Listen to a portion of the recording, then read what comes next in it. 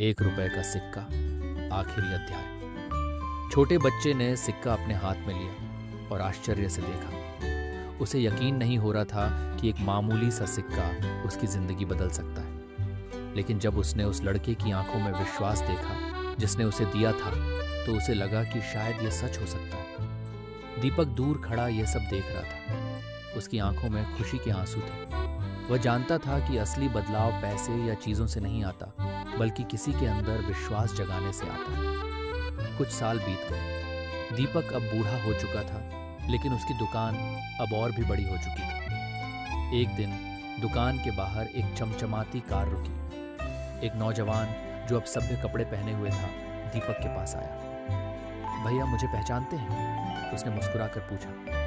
दीपक ने गौर से देखा, ये वही लड़का था जिसे उसने सालों पहले 1 रुपए का सिक्का दिया था। आज मैं एक सफल बिजनेसमैन हूँ। ये सब आपकी दी हुई सीख और उस सिक्के के जादू से संभव हुआ, उसने भावुक होकर कहा। दीपक ने मुस्कुराते हुए पूछा, तो अब वह सिक्का कहाँ है? लड़के ने अपनी जेब से सिक्का निकाला और कहा, अब यह किसी और के संघर्ष का जादू बनाएगा। दीपक ने राहत की सांस ली। उसे एहसास हुआ कि उसका सबसे बड़ा योगदान उसकी दुकान नहीं, बल्कि वह विरासत थी जो उसने आगे बढ़ाई थी। संघर्ष, मेहनत और उम्मीद की विरासत।